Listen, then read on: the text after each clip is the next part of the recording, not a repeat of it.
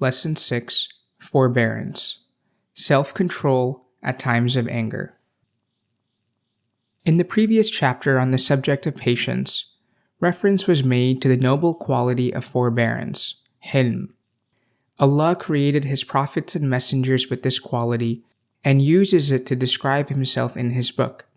The Messenger of Allah sallallahu alaihi wasallam said that the one who is forbearing is almost a prophet. Forbearance is a quality that raises the one who possesses it in status above his peers. It is so great a quality that true knowledge cannot be attained without it being first established. Forbearance is self-control at times of anger. Once a man sought the advice of the Prophet sallallahu alaihi wasallam, who said, "Do not get angry." The man repeated his request for advice, approaching the Prophet from the front and then from both sides, and each time the Prophet repeated, "Do not get angry." Then he said, "Woe unto you! Do you not understand? I told you not to get angry."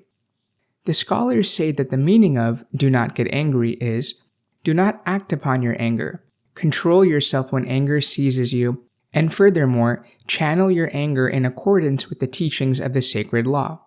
The Messenger of Allah sallallahu alaihi wasallam said, "A strong person is not someone who can out-wrestle others, but he is the one who controls himself when he is angry." In other words, real strength is not displayed in physical prowess, but rather in the ability to control oneself when angry. The forbearing one, if he becomes angry, controls himself and is able to remain balanced, so that he always behaves in a way that is appropriate. How many times a day is your anger aroused? If you are quick to react and become agitated, you must learn to refine your behavior on the basis of the teachings of the Prophet sallallahu alaihi wasallam. You must learn forbearance until you become used to not responding to bad treatment in kind, but instead respond with grace, overlooking the shortcomings of others. You thus obtain the quality of forbearance, which your Lord loves to see in you. Forbearance, by its nature, saves people from many pitfalls. On the other hand, a mere word spoken in anger or an anger-provoked reaction can be the cause of much evil and much damage. Thus, a wise man once said, "When you become angry, remember the anger of Allah. Control yourself by fearing the wrath of the one who possesses awesome power and force. Remember Allah's power over you if you become angry and are able to get the better of your antagonist. You may respond to your antagonist in kind, but a higher level is reflected in the Quranic verse, 'If a person forgives and makes reconciliation, his reward is due directly from Allah.'" It is narrated in a hadith that when Allah makes His servants stand before Him on the Day of Judgment, it will be said, "Arise, those whose reward is due directly from Allah, and enter paradise." It will be asked, who are those whose reward is due directly from Allah? "Those that forgave others," will be the response.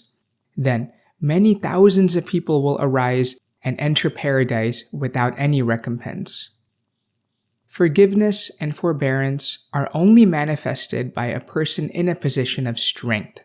Someone may affect forbearance because he is unable to act upon his anger and do what he wishes with his antagonist. This is not forbearance. Forbearance is having the ability to harm the one who has harmed you, but refraining from doing so out of good etiquette, seeking the pleasure of Allah. This is praiseworthy forbearance in the sight of Allah, which raises a person's rank. In the previous lesson, there was an example of the Prophet sallallahu alaihi wasallam's forbearance in his treatment of the Jewish man who came to him to claim what was owed before repayment was due. The Prophet sallallahu alaihi wasallam's patience was tested, but he responded with perfect forbearance. This disbeliever was so impressed by what he saw of the Chosen One sallallahu alaihi wasallam's forbearance that he became Muslim. On another occasion, the Prophet sallallahu alaihi wasallam stopped to rest in a valley with his companions while returning from an expedition against the tribe of Banu al-Mustaliq. The Prophet sallallahu alaihi wasallam hung his sword in the branches of a tree and lay down to sleep. The companions left the tree to the Prophet ﷺ due to its breadth and shade and dispersed to sleep under other trees.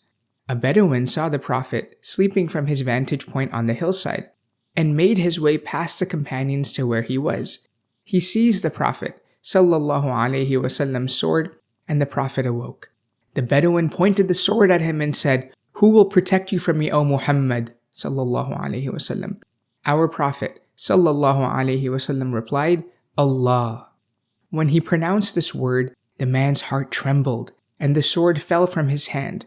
The Prophet ﷺ picked up the sword, stood up, and said, "Who will protect you from me now?" "No one," he replied. "You are free to do as you wish, but treat me well." "I forgive you," said the Prophet ﷺ, and he sheathed the sword and returned it to its place. Then he called to wake his companions. They came and gathered around him and saw the Bedouin.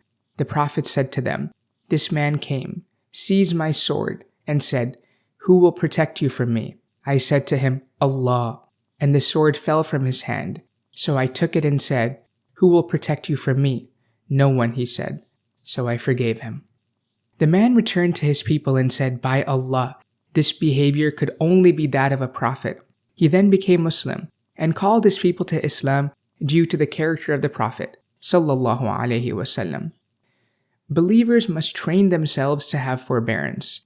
It is related in a hadith, knowledge is only acquired by learning, and forbearance is only acquired through effort. The one who strives for goodness will be given it, and the one who strives to protect himself from evil will be protected from it.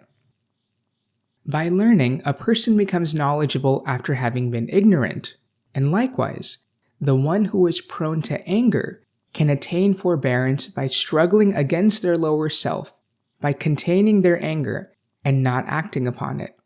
Allah describes His pious slaves as being those who restrain their anger and pardon all people.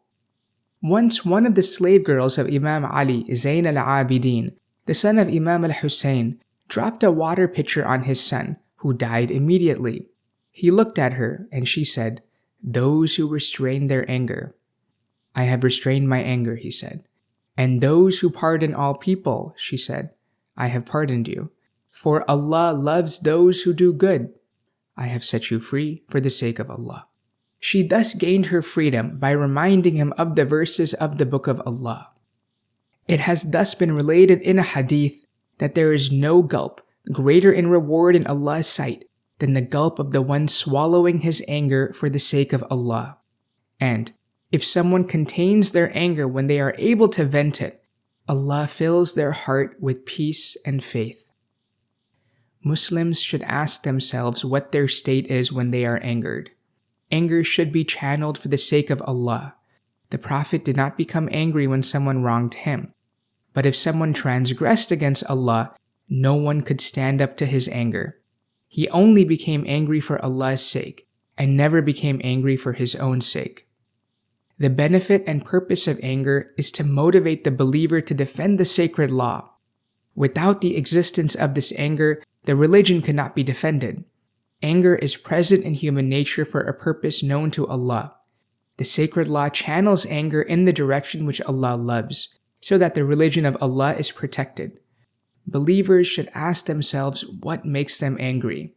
If their anger is aroused by a change in their worldly affairs, or by someone insulting them, but it is not aroused by hearing that someone has left performing the prayer, committing an act of disobedience, or by someone oppressing the Muslims, then they need to rectify their situation before Allah teaches them a lesson. Their anger should not be aroused by a loss in wealth, if lunch is late, if dinner is not well cooked, or the bed is not made. Rather, their anger should be aroused by someone in the family failing to perform the prayer, saying something that is not pleasing to Allah, or spending time with someone who has a bad influence upon them. A person's anger should be aroused if one of the women of the household goes out immodestly dressed, or goes out to meet strange men. If anger is channeled according to the criteria of Islam, then its benefit will be experienced. The Messenger of Allah ﷺ taught that if someone gets angry, they should change their position. If they are standing, they should sit down. and if they are sitting, they should lie down. These actions assuage a person's anger until they are able to control themselves. We have also been taught to perform ablution when we become angry, as is mentioned in the hadith. Truly, anger is from the devil is created from fire, and water extinguishes fire. So if one of you becomes angry, they should perform ablution. This is how anger should be dealt with if it arises suddenly. It has also been related that the devil says, I whisper in a man's heart, and if he becomes angry, I fly up to his head and play with it as a child plays with a ball. O Allah, bless us with forbearance, and fill our hearts with the light of knowledge. Make us amongst the guided ones who guide others, and give us the ability to do what you love and what gives you pleasure. May Allah bestow His blessings upon our Master Muhammad sallallahu alaihi wasallam, and upon all his family and companions, and all praise be to Allah, Lord of the worlds.